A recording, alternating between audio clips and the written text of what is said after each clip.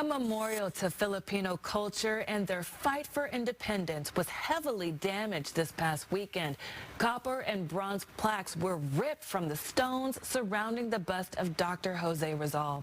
Fox 13's Dave Detling is at Jose-Rizal-Park with a look at the damage and a message from the Filipino community. The Filipino community is just heartbroken over this blatant act of vandalism. Take a look down here. This is where plaques were ripped off pillars. We're talking 4 in total.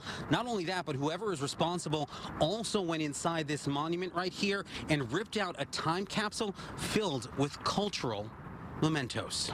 It symbolizes culture, history, the pride of the Filipinos. For decades, this monument to Dr. Jose-Rizal stood undisturbed in the very park named after him in Seattle's Beacon Hill neighborhood. He was our hero, martyr, and yeah, our national hero. That is until this past weekend when it was vandalized. Apparently, I guess bronze and scrap metal is very expensive right now, but don't, do that. It's just so disrespectful. 4 memorial plaques bolted into these stone pillars were ripped off. I'd hate to think where those plaques are, if they're in like a plastic bag in some scrap metal yard or something. The thief or thieves going even further and removing a time capsule housed under the bust of the national hero for Filipinos. Some Filipino American Herald articles, just some historical items and mementos.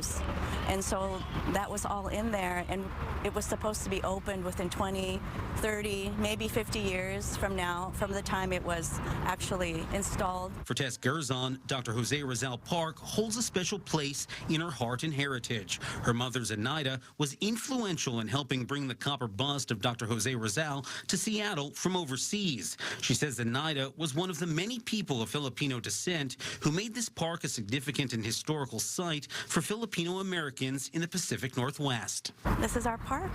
There's only 5 parks in the U.S. named after Dr. Jose-Rizal, and one of them is Seattle. And anyone with information about this crime should call the Seattle Police Department. Also, the Filipino community saying if you have any of the plaques that belong to this memorial, they simply would like them back, no questions asked. Reporting from Dr. Jose-Rizal-Park, Dave Detling, Fox 13 News.